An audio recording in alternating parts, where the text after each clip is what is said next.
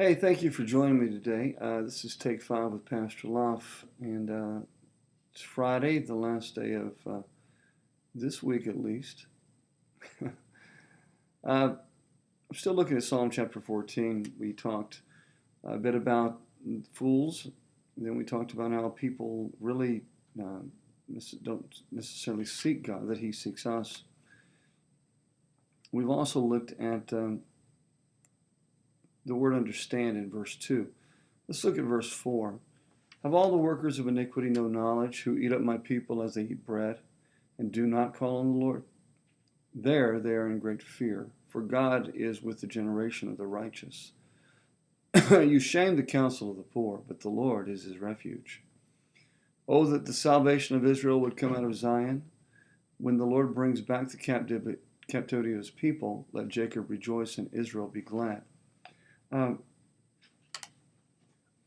take a minute and take a look at some of these verses.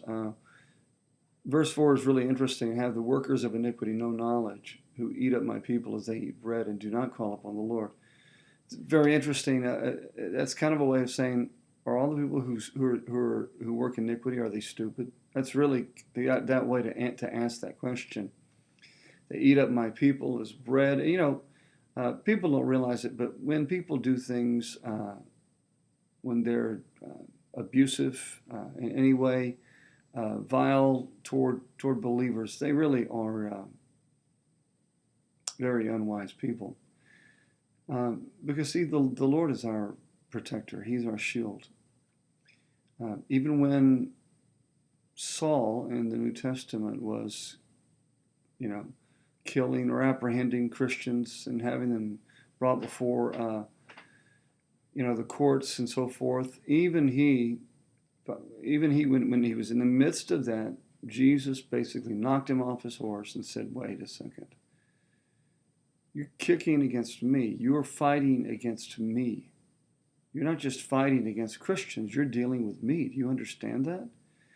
He understood it very quickly at that point, but not many people have a being knocked off of your horse experience. But the Lord's asking, do they just have no knowledge? Do they not know that you're my people and they need to just basically leave you alone? It's interesting, because again, David does what he does amazingly. He talks about certain things. He talks about maybe difficulties. He talks about the people being eaten, people who are under stress or distressed.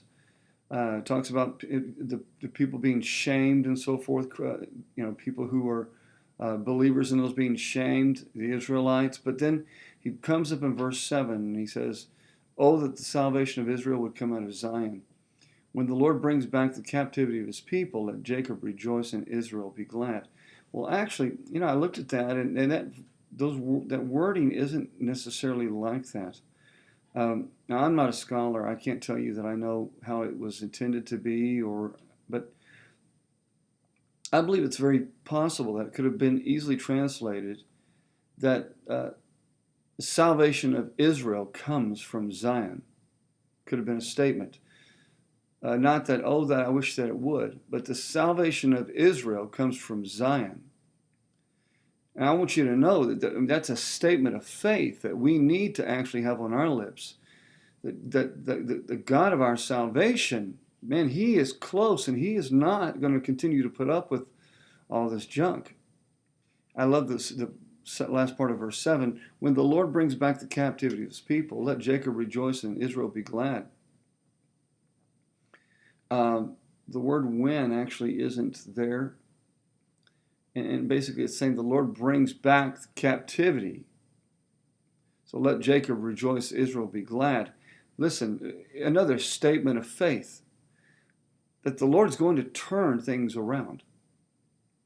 Now, I realize that workers of iniquity who have no knowledge, they might do their best to harm us, to ridicule us, to mock us, or even to do bodily harm. But they're not very wise, because our God is a great God, and he is in the generation of the righteous. He's with us. He knows us. We need to just proclaim that salvation is coming from God. God is going to move in a powerful saving way and save us.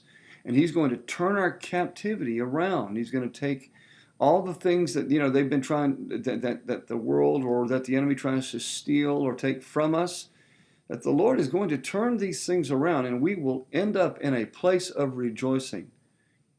Though we might be under persecution, though we might be under difficult times or distresses because of people who maybe don't like us, don't understand us, or a worldview that's negative against true Christianity, biblical Christianity, the fact is God is going to turn this around. And he's working right now to benefit you and to benefit me and to turn things in our favor. And we need to know that this is a reason for us to rejoice and be glad. God is faithful, and he's faithful to you and to me.